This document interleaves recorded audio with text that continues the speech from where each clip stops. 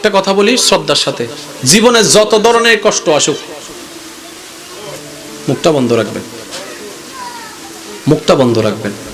গালির পরিবর্তে গালি নয়, চিল্লানোর পরিবর্তে চিল্লানো নয়, হামলার পরিবর্তে হামলা নয়। আপনি করে ফেললে রব করবে না, এই পয়েন্ট এই জায়গায়। আপনি উত্তর দিয়ে দিলে রব উত্তর দিবে না, কিন্তু আপনি যদি বলেন যে আল্লাহ তোমার বান্দা কি করছে দেখো, আল্লাহ বিচার করবে। এবার আমি আপনাদেরকে শর্টকাটে বললে আপনারা বুঝতে পারবেন। এমন অনেক ব্যক্তি আছে যার বাপ দাদা গরিব ছিল, কিন্তু তার আমলে এসে কোটি কোটি টাকা আছে না? কিভাবে? আপনারা শুধু এতটুকু বলবেন যে আল্লাহ দিছে। তা আল্লাহ দিছে কিভাবে? হয়তো ওনার পরিবারের কেউ একজন ওনার সম্পত্তি কেউ খেয়ে ফেলছে, দখল করে নিয়েছে। ওই দাদা কিংবা দাদার বাবা আল্লাহর কাছে বিচার দিচ্ছে, আল্লাহ তুমি আমাকে যা দিয়েছো তা তোমার বান্দা নিয়ে নিছে, যেহেতু বান্দাটা তোমার, আমাকে আমার হিসাব বুঝাই দিতে হবে, আমাকে আমার হিসাব বুঝাই দাও, তোমার বান্দা যেহেতু জায়গা দখল করছে। আল্লাহ পাক ওই বান্দার আমল নামার মধ্যে নাতির কিংবা নাতির পতির আমলে 10 গুণ সম্পদ ব্যবস্থা করে দিয়েছে। এটা হচ্ছে আল্লাহর সিস্টেম। আমাকেই দিতে হবে তা নয়, আমার সন্তানকে দিলেও তো আমাকে দেওয়া। আর একটু জোরে বলেন না, ঠিক কিনা? সেজন্য একটা কথা মনে রাখবেন, যারা যে 2-1 আমাকে ভালোবাসেন অন্তত 1 সপ্তাহ প্র্যাকটিস করেন। আমি বলছি আপনাদেরকে আজকে থেকে 1 সপ্তাহ, এই মাহফিল শেষ করে যাওয়ার সময় মনে মনে সেটা ক্যালকুলেট করে বসাই ফেলবেন ব্রেন এবং মাথায়। 1 সপ্তাহ আজকে থেকে আগামী বুধবার পর্যন্ত অপ্রয়োজনীয় কোনো শব্দ ব্যবহার করবেন না। কোন সিচুয়েশনে যদি আপনার রাগ ধরে, মেজাজ ধরে, আপনার মনে হয় যে আমার রাগ বাড়ছে, আপনি শুধু মনকে এতটুকু বলবেন, আমি রাখবো না, আমি কিচ্ছু বলবো না, যা হোক। এই 1 সপ্তাহের মধ্যে আপনার যে আমূল পরিবর্তন হবে, আপনি নিজে বুঝতে পারবেন মনের মধ্যে একটা আলাদা শান্তি চলে আসছে। এবার আপনারা বুঝবেন রাগটা কি ফেরেশতা থেকে আসে নাকি শয়তান থেকে? আমি আরেকটু জোরে শুনতে চাই। গালাগালিটা কি ফেরেশতা থেকে আসে না শয়তান থেকে? ঝগড়াটা কি শয়তান থেকে আসে না ফেরেশতা থেকে? তাহলে সবকিছু আছে শয়তান থেকে।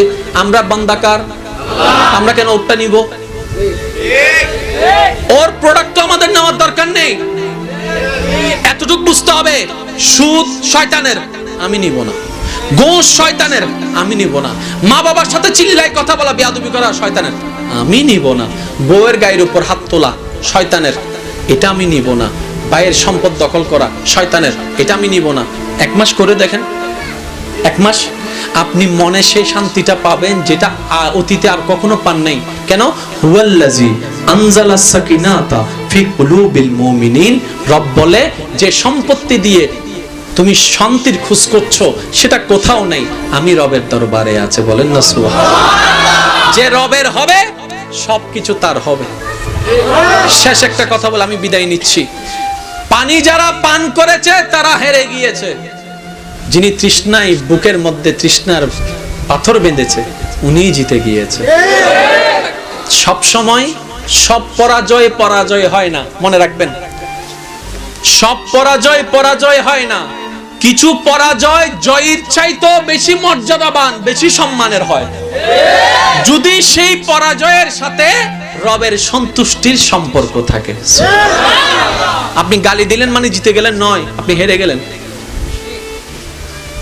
সাময়িক একটা আপনার শান্তি লাগবে। আচ্ছা, এখানে আছেন অনেকে আছেন রাগ দেখাইছেন, জীবন অনেকবার মারছেন, গালাগালি করছেন। সত্যি করে বলেন তো, রাগ যখন ঠান্ডা হয়েছে ঘরে আসার পরে নিজে নিজে একটা লজ্জা লাগছে কি লাগে নাই? খারাপ লাগছে কি লাগে নাই? মনে কষ্ট লাগছে কি লাগে নাই? ওইটাই আপনি। রাগের সময় আপনি ছিলেন না। রাগের সময় যে মেজাজটা ছিল এটা আপনার নয়, এটা শয়তানে ভর করছে। যখন রাগ দেখানোর পরে শয়তান চলে গেছে, আপনার সেই খারাপ লাগাটা শুরু হয়েছে। কারণ বান্দা কখনো বান্দাকে কষ্ট দিতে পারে না। আরে বাঁচবেন আর কয়দিন? সবাই তো 2 দিনের মেহমান। নিজেও ভালো থাকুন, অপরকেও ভালো রাখুন। কেউ যদি গায়ে পড়ে আপনার সাথে ঝগড়া করতে চায়, আপনি আড়াল হওয়ার চেষ্টা করুন।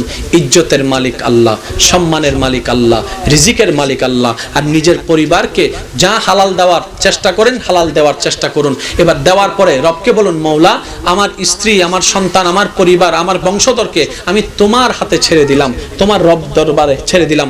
দেখবেন আপনার রব এমন টেক কেয়ার করবে, আপনি আমি কল্পনাও করতে পারবো না, তার চাইতে বেশি সুখে রাখবে। দেনেওয়ালা, জোরে বলেন দেনেওয়ালা কে? ইমাম হুসাইনের এই কারবালার জীবনের একটাই শিক্ষা, আমরা হাজার পরিস্থিতিতে থাকি, আল্লাহর উপর নারাজ কখনো হব না, আল্লাহর উপর কখনো আপত্তি করব। আল্লাহ আমাদের সবাইকে বুঝার তৌফিক দান করুক, আমিন।